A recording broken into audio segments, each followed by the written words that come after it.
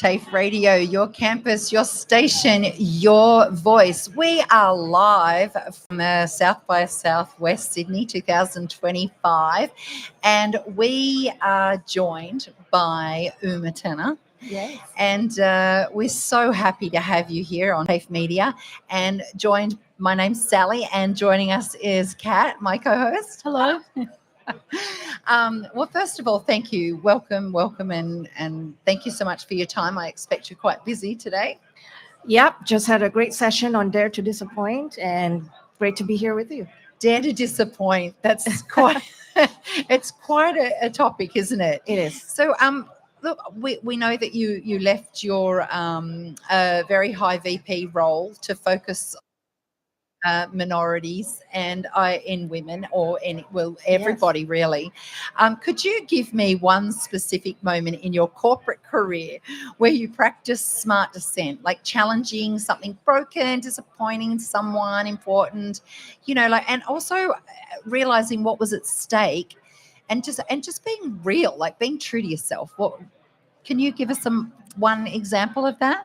Yeah, so I think at the highest level of operating, especially in a male-dominated industry, you really have to understand the dynamics of power and politics. So there was this one quarter where suddenly the numbers that were forecasted 5 days out from the quarter close, my boss, the CEO, raised the numbers, and he had added in a deal that I didn't forecast, and I knew it wasn't going to happen. And it was a deal in Japan. And so we wait for the Japanese GM to dial into the forecast call, and he gives a subjective answer about whether or not it's going to happen. Yeah. And so all eyes are on me.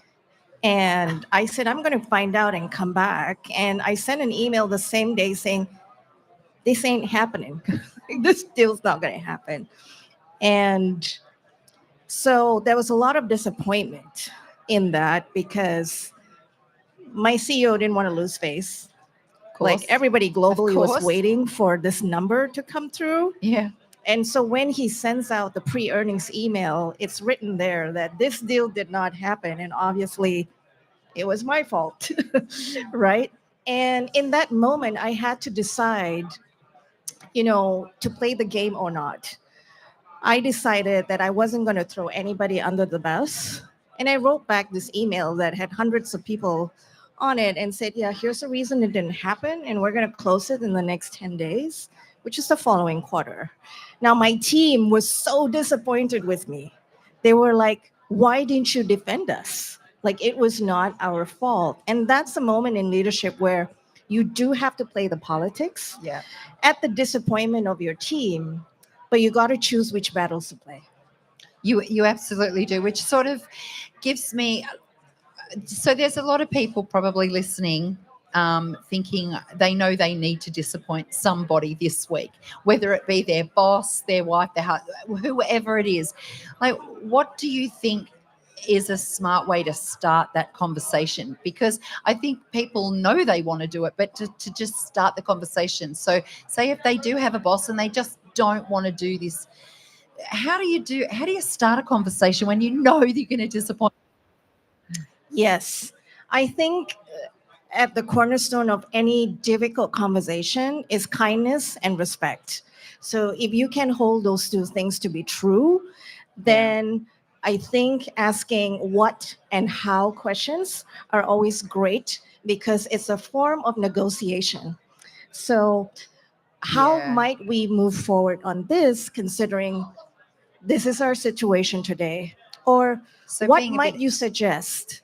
Right? So asking good questions. I do believe that in the 21st century, the most important skill to have is being a good questionologist. Absolutely. And I was saying to one of the other guests, in this age of AI, soft skills are getting lost. They should be hard skills now. They shouldn't be called soft skills anymore. Well, yeah. Okay. Yeah, see? Thank you so much. I'm going to throw you over to Kat now. She's got some questions too.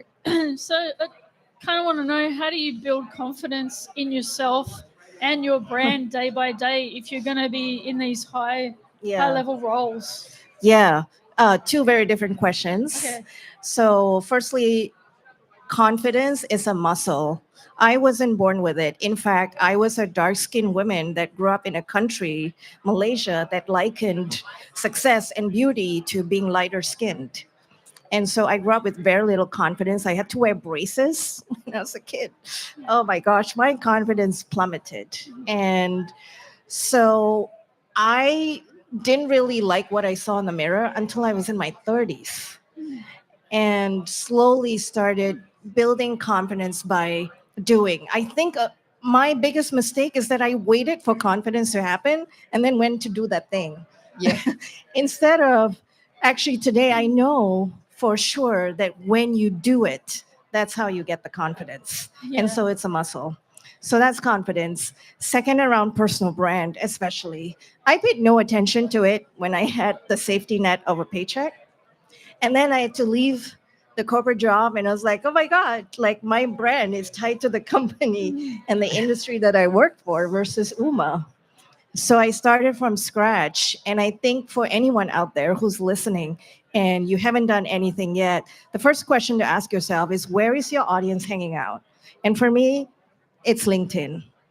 So I start with LinkedIn, and the best way to start is just write.